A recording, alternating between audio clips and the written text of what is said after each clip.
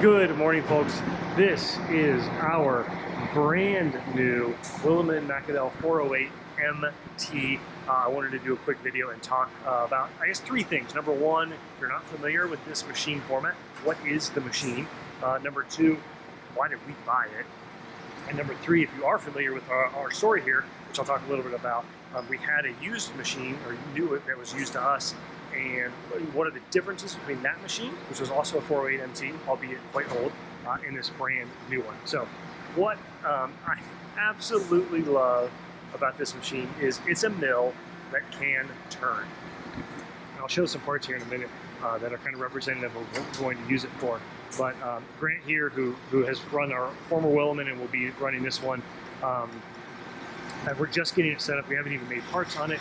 Willemin, Firetrace, IAMCA, the bar feeder folks, they all just left, and our training starts on Monday. But here we go, we're touching off the tool.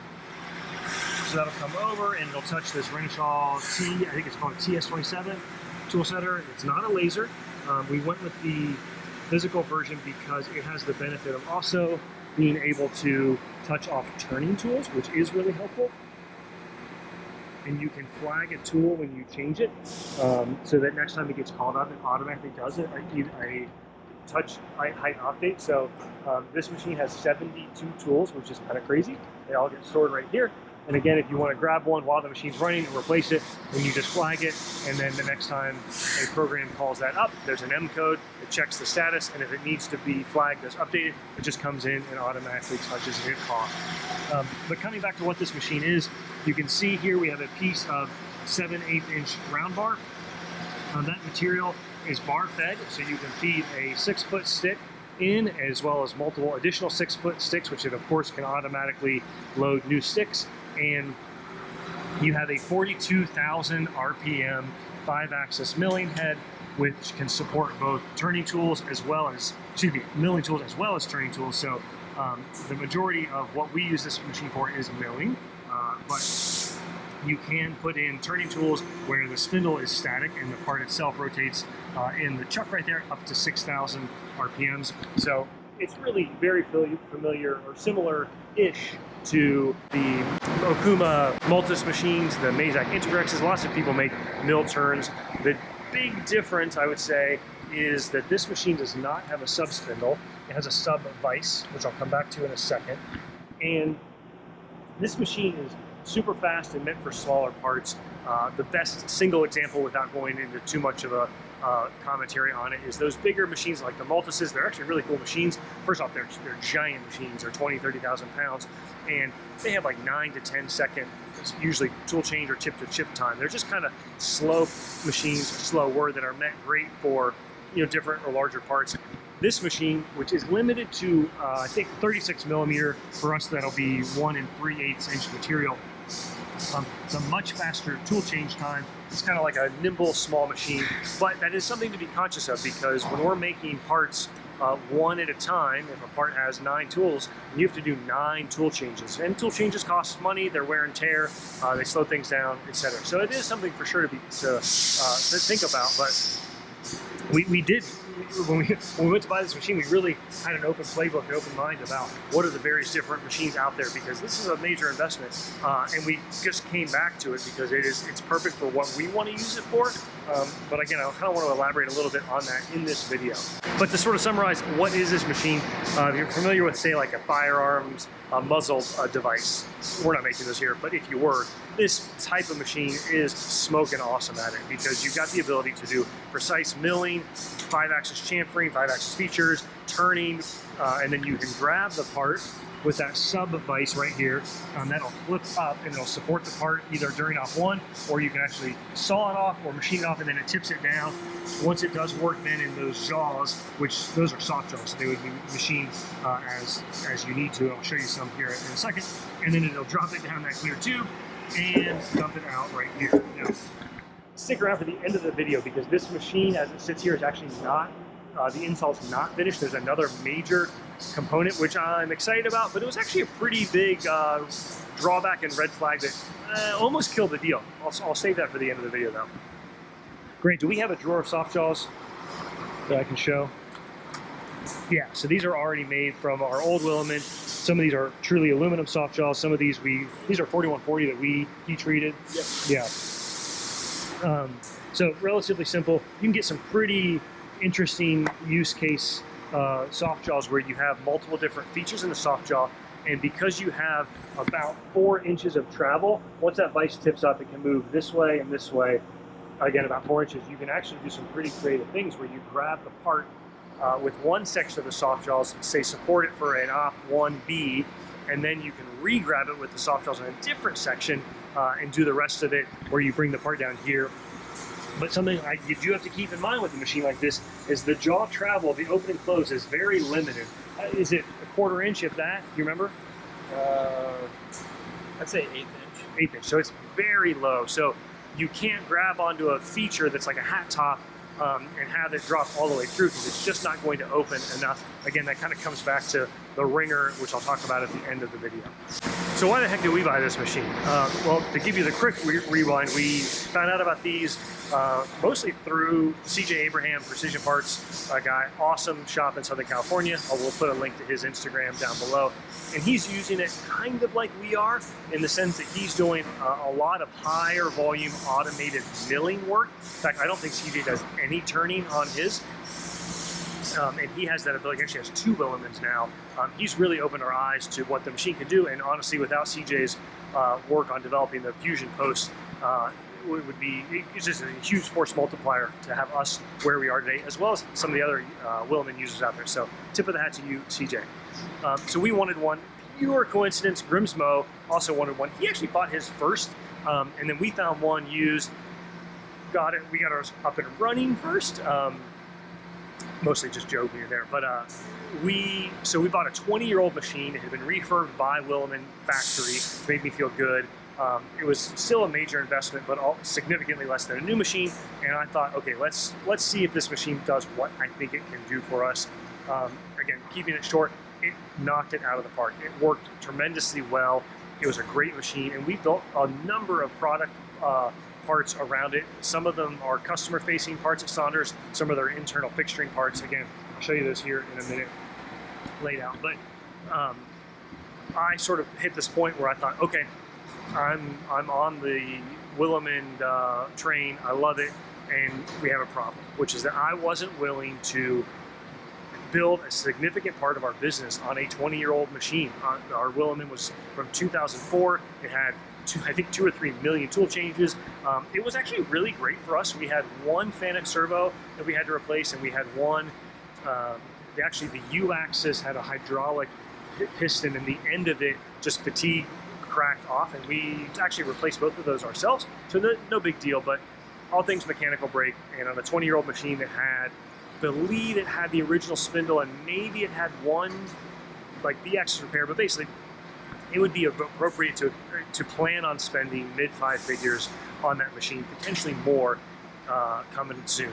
So that was strike one, old machine. Number 2, the version that we had only had a 25mm part diameter capability, which is annoyingly under 1 inch. And nominally, the difference between 25mm or just under 1 inch and 1.375 isn't that big, except anybody that's turned parts knows the difference between 1 inch round bar and 1 3/8 inch round bar is, the difference between a bar you might pick up and a bar you're going to get some help with. It's a major difference on the parts that we can make and what we can do with this machine. So number 2, bar diameter. Number 3 is the automation side and lights out production. Now there was nothing stopping our old machine from running lights out.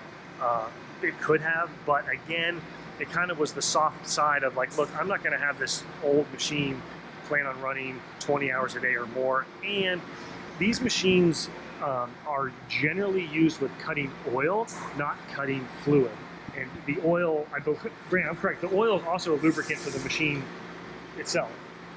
Or is that separate? It's the same, right? It's separate. Separate? Oh, okay. Oh, but it's, okay. I think the thing is, if you use cutting fluid, you're going to get some of the cutting oil, the lubricant oil mixed in. So basically, long story short, you tend to see these run with cutting oil a lot more often, quite similar to Swiss machines, Swiss turning machines.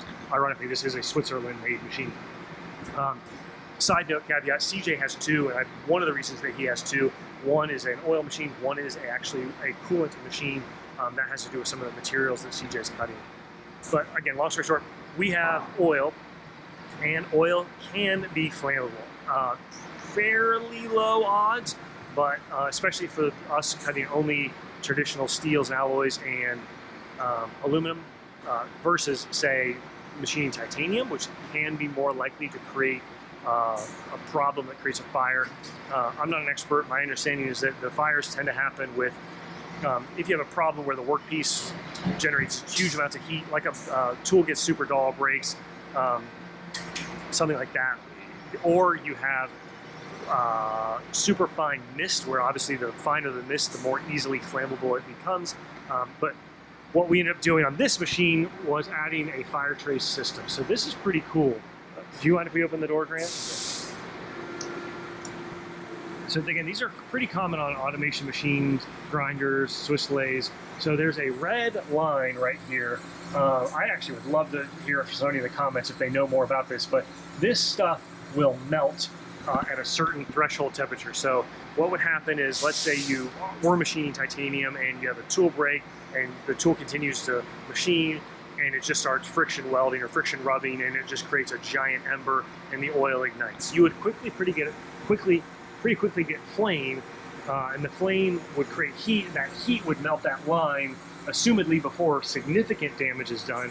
And when that line melts, the canister recognizes the pressure drop and it floods the system out of that nozzle right there. They work pretty well. I know Dan Rudolph just had one. I think he's had one go off because of a fire. I think he had one go off accidentally, which certainly stinks, but it's kind of one of those things where it's like, if it happens and it goes off, yeah, you got some cleanup to do, but boy, it's a lot better than this whole machine burning to the ground. So we could have put the fire trace system on our old machine, but it's not an inexpensive investment, and I didn't want to make that investment knowing we sort of quickly realized we need to build the business case to justify this new machine. And on that note, it was a major capital purchase. It was the largest machine tool I've ever bought, Saunders has ever bought. And so I had some pause about it. On the flip side, we knew the parts we had to make. We knew how to build a use case around it out of already stuff that we already have. There's also a lot of things we're going to develop and bring to market on this. And so I just did the math. I looked at, look, what's it going to cost me what would I have to make per hour to even just break even on what's a reasonable return on investment? And look, this machine was expensive, but when you break it down by the hour and realize, or by the day, and realize, okay, I know I can make this another part, I know I can make that, and add it up, it became much more manageable. And the way I thought about it is we had the ability to sell some machines. So you can argue about how justifiable this is, but I kind of thought, okay, rather than just look at this as costing X, I'm actually going to be able to sell these other machines. Now, those machines weren't exactly doing the kind of work this machine does, but basically I thought, well, first of all, we could sell the old Willemin as well, which was not insignificant. That was about 20% of the price off. And basically, I got it down to a number where I was like, okay, this makes sense. Let's run with this. I spent some time thinking about the downsides. What happens if, whatever, who knows? But I'm really happy I did it. It's really awesome. So what's different on this machine? I already mentioned the diameter and automation. It's obviously it's a brand new machine, so it comes with warranty and training. What else? Grant, we didn't change the through spindle stuff or anything, right? We got through spindle air for the Festo group. Okay, we have through spindle air. It's not super common to use through spindle coolant on these, and so we don't have it. The U-axis stroke, so that is the distance that the jaws can move left to right. It's 4 inches on this machine, or 200 millimeters, I think, or whatever, 200 millimeters, versus 2 inches on our old one. So that actually helps a lot. Our new one has a chip conveyor. It's right there. Blows me away that a lot of these machines don't have chip conveyors. And some of that has to do with that. A lot of the medical work these do produce very little chips, but still, my gosh, you're buying this machine, lights out automation, put a chip conveyor on it. Obviously, with the larger diameter, we have a new chuck. This is an F48, so I think an F35 before. We have some of the collets right here already that hold the material, the raw material, I should say. 72 tools versus 48. They import them all at 72 tools, and I would have done that regardless, but it's crazy when you build out a tool library in Fusion and look at all the parts you're going to run on this. Because it's 5-axis, a 1/4 inch end mill can do slotting, chamfering, 5-axis work. Like so we get to like 20 tools, so you don't need necessarily need all 72, but I'm glad that I have it. 42,000 RPM versus 30 on our old one. We will not run it at 42,000, but again, it's nice to know that you could say run it at 30 and you're running it way below the machine's max. Definitely some major improvements from Willemin in terms of the whole thermal stability, the way that it's, they've got this DTS package, sensors, the chiller. We have a better improved mist unit on it, fire trace. I think that's about it. And the control looks great, and the whole machine looks great. We bought the IMCA bar feeder. This thing's like the Rolls Royce of bar feeders on our old machine, and it came and it's blue, and that's totally unacceptable. So one of our interns, actually sort of a worker now, so still in school but working year round, McCullen has done a bunch of wrap jobs. So we bought some black car wrap, and we're going to wrap the IMCA bar feeder because I just want it to all look good. There's some blue accent pieces on it which are fine, but I think that bar feeder is going to look real good in black. By the way, if I walk around here, this is the all the chilling units, which they keep physically separated a bit from the machine tool itself. But the machine only weighs 4,000 or 5,000 pounds. You know, you can move it around with a pallet jack, which is kind of cool, and it's a great footprint for what it does. You've got again the tool setter here that can touch off turning tools, which is really nice. That makes sure that the tool setter is free of chips.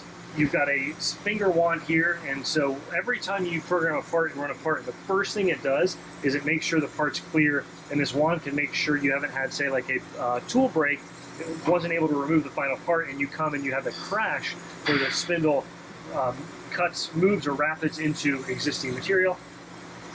And the machine came with the traditional like blue and orange lock line. We got like the stuff you can see right here. We've gotten rid of most of that. We've replaced it with white and black. The white is from Lockline. The black is stuff that we've 3D printed on the bamboo just so it looks awesome. Yeah, lots of nice improvements on the manuals and interface. Still a Fanuc machine, but this is a welcome approach. And I will say, Willemin has been absolutely phenomenal to work with and get to know over the years. I really helped make the decision easier when we went from buying the used one to the new one, just how helpful their apps team, their support team, Alan, the president, really kind of one of those relationships that we value and appreciate. It makes you feel like you're never going to be up a creek without a paddle. The tool holders are so cool. So this is a face mill. That's about as big as they get. Traditional tool. Here's an example of a turning tool. It's got the drive lugs that keep it in place, and then you've got a Sandvik. We like using the Sandvik stick tools, as you can see here and here, because, fun fact, things break, mistakes happen. I would much rather replace a $100 Sandvik insert bar versus the integral holders like this, which we do have this one. These are $700 to $1,000 for the holder. So if you have a little goof, really big pill to swallow to replace that whole thing. And as I promised, so here are some of the part examples we're making.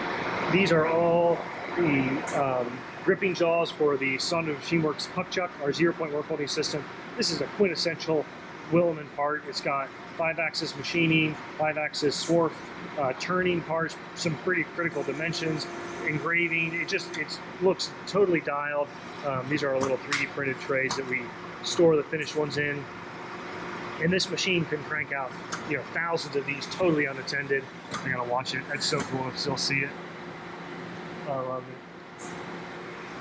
Some of these are internal fixturing components that we'll use. So these will have often ID, OD threads, some milling, relief, flats, chamfers, etc. This is an example. This is an S7 hardened full stud that we make for the puck chuck system. This is an internal clamp that we use and make. We remake these every year or two. And again, some of these parts, or most of these parts, you could make otherwise or other means of it. But let me tell you, if you got a Willemin, it is just so nice to make these this way. This is probably the most involved part. This is our plug jack product, where we've got, actually this is an early prototype version. We've got left-hand threads down here, OD threads here, ID threads there, engraving, chamfering, turning, relieving, etc. Similar product. This is to actually route the lines. I'll show you on the VF2. Makes a really nice work of keeping the lines, the pneumatic lines for the automatic puck chuck in place. This is our VF2 that runs all of our aluminum products now. These are our new puck chuck covers. When you're not in place, when we run a fixture, we just take these off and we drop on any one of these fixtures right here, and you're good to go.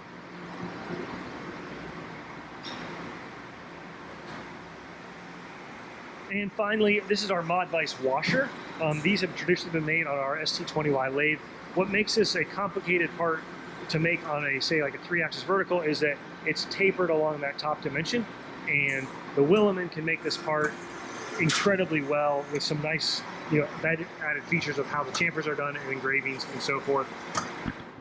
No one single one of these parts would have been remotely close to justify this investment. So that's one of the things that initially gave me pause about this platform, is that many of the folks, it seems like, that are running these are making maybe titanium or peak medical parts, where an individual part may be thousands or thousands of dollars and take 2-3 hours to machine. That's not us. We're making lots of small, relatively inexpensive parts, but the key for this machine is it can run all of these parts. Changing over the parts is as simple generally as adjusting the jaws. Sometimes, depending on the material diameter change, we'll have to change either the collet, which is easy, or the bar feeder support pieces, which is a little bit more complicated, but you're still talking about 20 minutes. It's one reason why we'll standardize around a fixed number of material sizes to minimize that. And you'll never have to change tools or adjust offsets, etc. So it's really a great way for us to scale, and scale in a way that makes absolutely wonderful parts. Plus, there's the added benefits of some things to come that are going to be really well suited as products for this machine.